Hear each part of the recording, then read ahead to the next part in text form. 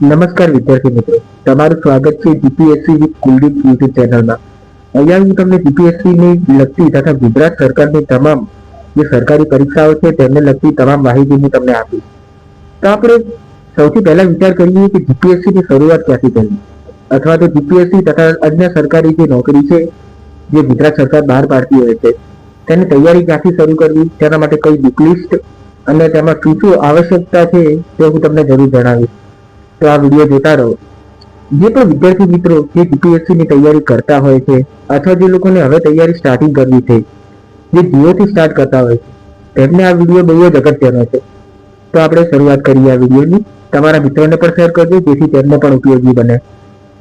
તો જે મિત્રો શરૂઆતથી તૈયારી કરી છે, જીપીએસસી ની બુક લિસ્ટ તેમને મૂંઝવણમાં મૂકે છે કે કઈ બુક લાવવી, ક્યાંથી તૈયારી કરવી, કેવી રીતે વાંચવી. તો હું તમારા બધા જ પ્રશ્નો જવાબ આ વિડીયોમાં આપીશ. જીપીએસસી ની પરીક્ષા એ ગુજરાત લેવલે લેવાય છે, જેનું પૂર્ણ નામ છે ગુજરાત પબ્લિક સર્વિસ કમિશન. આ તૈયારી ઘણા બધા ઉમેદવાર લોકો કરતા હોય છે, પરંતુ તેમાંથી સક્સેસની રેટ એ ખૂબ જ ઓછી છે. તો હું તમને આની બુક લિસ્ટ જણાવું. સૌથી પહેલા તમે 6 થી 10 જે જીસીઈઆરટી ની બુક છે એ સૌ પ્રથમ વાંચો. જીસીઈઆરટી માં તમે સામાજિક વિજ્ઞાન તથા વિજ્ઞાન આ બંને વસ્તુમાં વધારે ફોકસ કરો. જે જીસીઈઆરટી એ તમારો પાયો મજબૂત કરે છે. ત્યારબાદ તમે જાઓ સ્ટાન્ડર્ડ બુક તરફ. 6 થી 10 ની તમામ બુક વંચાઈ ગયા પછી 11-12 ભૂગોળ તથા અર્થશાસ્ત્ર અને ઇતિહાસ આ ત્રણ વસ્તુઓ 11-12 માંથી તમે વાંચી શકો છો. 11-12 જે આર્ટ્સ લીધેલ હોય જે મિત્રો તેમને વાંધો નથી, પણ જે સાયન્સ તથા કોમર્સના વિદ્યાર્થીઓ છે તેમને આ વિષય વાંચવાની જરૂર પડશે. તો તત્વજ્ઞાન, અર્થશાસ્ત્ર, ભૂગોળ, ઇતિહાસ 11-12 ધોરણમાંથી તમે આટલી વસ્તુઓ કમ્પ્લીટ કરી નાખો.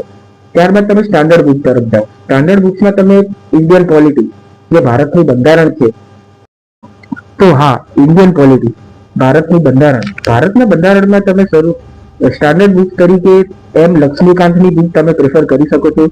જે સ્ટાન્ડર્ડ બુક છે અને દરેક સફળ ઉમેદવારે આ બુક વાંચી છે અને તેમના સફળ થવાનું મોસ્ટ ઓફ ઇન્ડિયન પોલિટીમાં કારણ આ જ છે. જે લોકો આ બુક વાંચી છે તે મોસ્ટ ઓફ 90% ઉમેદવારો આ બુકમાંથી સફળ થયા છે ઇન્ડિયન. ત્યારબાદ તમે જઈ શકો છો ભૂગોળ. ભૂગોળ એ સ્પેક્ટ્રમ માંથી તમે વાંચી શકો છો. સ્પેક્ટ્રમ બુક એ રાજીવ આહિરની બુક છે, જે સ્ટાન્ડર્ડ બુક પણ છે અને તમે તેનાથી એક્સ્ટ્રા ફર્ધર તમે તૈયારી કરી શકો છો. 6 થી 10 પછી તમે જે જીસીઆરટી પતાવો ત્યાર પછી તમે આ બુક એ ભૂગોળ તરીકે ઉપયોગમાં લઈ શકો છો. ત્યારબાદ તમે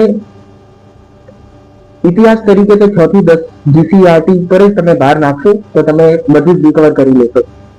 અને હા મિત્રો, એક સાથે બધું વાંચવાની જરૂર નથી. તમે થોડી તૈયારી દરેક વિષયને આપો, જેથી તમને સારું ગાઈડન્સ મળે અને તમારી તૈયારી મજબૂત થાય. તમે બધા વિષયો વાંચવા બેસશો તો તમારે ગેર એકમાં પણ નહીં આવે. તો ધીમે તૈયારી કરો. હું પણ જીપીએસસી ની તૈયારી કરું જ છું મિત્રો, તો મારી સાથે પણ તમે જોડાઓ અને આપણે એક સાથે સક્સેસ મેળવી લઈએ. ત્યારબાદ તમે એક સાથે બધું વાંચવાની કોશિશ કરશો તો તમારે મગજ ડાયવર્ટ થઈ જશે અને એક પણ તમારો વિષય મજબૂતાઈથી તમારે થઈ નહીં શકે. અને હા, જે વાંચો છો તેનું વારંવાર રિવિઝન કરો, તેના એમસીક્યુ સોલ્વ કરો, ત્યારબાદ જ તમને સક્સેસ મળશે. ત્યારબાદ મિત્રો સૌથી ઇમ્પોર્ટન્ટ ટોપિક જે ઘણા બધા લોકો મુશ્કેલમાં આવતા હોય છે કે કરંટ અફેર્સ. કરંટ અફેર્સ ક્યાંથી વાંચવી? તો તમે ડેલી જો તમારા ઘરે ન્યૂઝપેપર આવતી હોય તો સૌથી સારી વાત છે.